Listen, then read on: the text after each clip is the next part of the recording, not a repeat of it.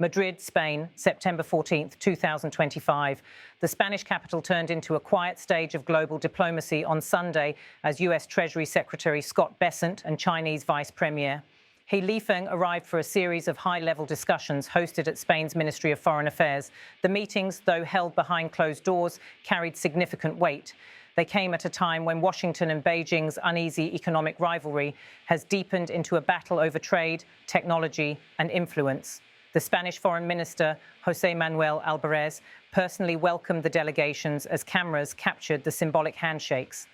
First, Albares greeted Bessent and US Trade Representative Jamieson Greer.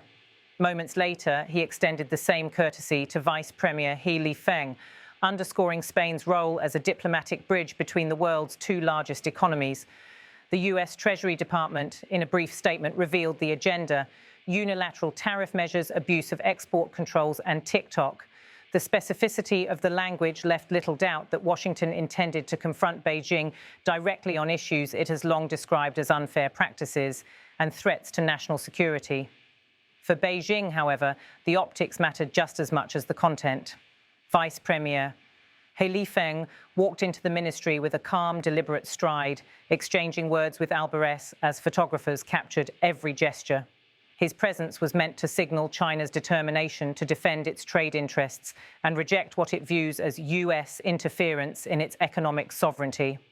Scott Bessent, a close ally of President Donald Trump, has emerged as one of the administration's most forceful advocates of economic nationalism.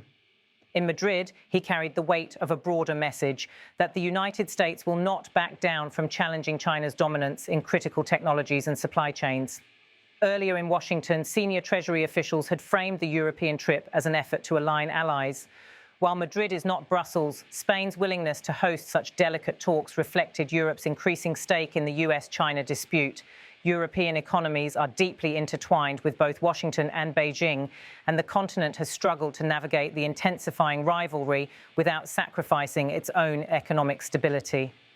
The Treasury's emphasis on unilateral tariff measures was a direct reference to Beijing's retaliatory tariffs and Washington's latest trade restrictions. Meanwhile, abuse of export controls hinted at US anger over China's limits on rare earth exports and dual-use technologies. And then came the cultural flashpoint: TikTok. TikTok, the wildly popular app owned by China's ByteDance, has become a recurring source of tension.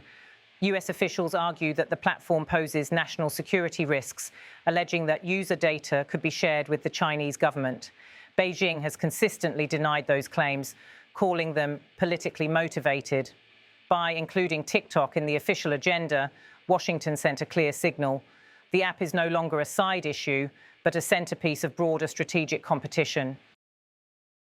For Vice Premier Lifeng, the trip to Madrid was more than symbolic.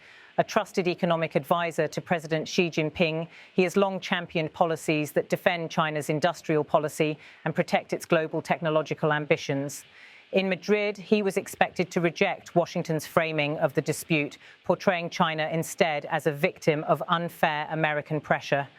While no formal remarks were released during the first day of talks, Beijing's strategy has remained consistent: resist US tariffs, push back on export restrictions, and defend its global digital platforms from what it calls discriminatory targeting. In earlier interviews with Chinese state media, Lifeng stressed that economic engagement must not be held hostage to political containment. The Madrid meeting gave him the chance to deliver that message directly to American officials, albeit under the watchful gaze of Europe. For Spain, the optics of hosting the world's two great economic powers were not insignificant. Foreign Minister Albares has positioned Madrid as a pragmatic diplomatic player willing to mediate in global disputes. While Spain does not hold the same weight as Germany or France within the EU, its willingness to facilitate dialogue between Washington and Beijing gave it a role on the global stage. Walking side by side with Bessent and He through the halls of the ministry, Albares embodied Spain's subtle ambition to serve as a European platform where disputes could be aired, if not resolved. The building itself, with its imposing architecture and polished marble floors, lent a sense of gravity to the moment. Photographers captured the scenes, Albares shaking hands, leading delegations up the grand staircase and walking them into closed conference rooms where the real negotiations would take place. The Madrid talks cannot be viewed in isolation. Across Europe, governments are grappling with the implications of US-China rivalry. The European Union has debated how far to align with Washington's calls to curb Chinese investment and restrict technology transfers. Some states, particularly in Eastern Europe, are inclined to follow Washington's lead, citing security concerns.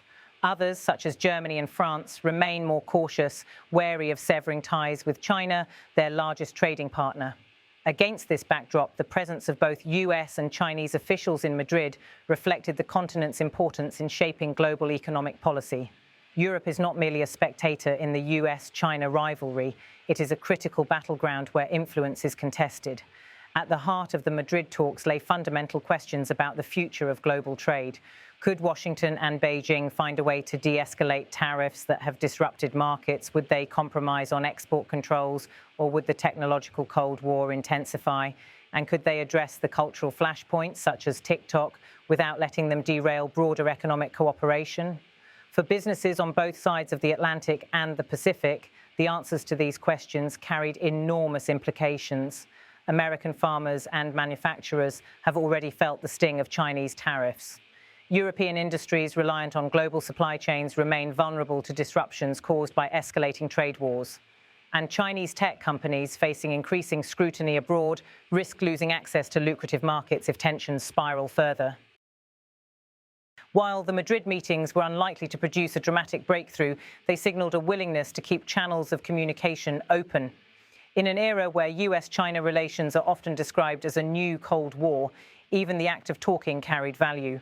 The images released by Spain's Ministry of Foreign Affairs, handshakes, smiles and formal exchanges, were carefully curated to convey stability, even if the substance remained contentious.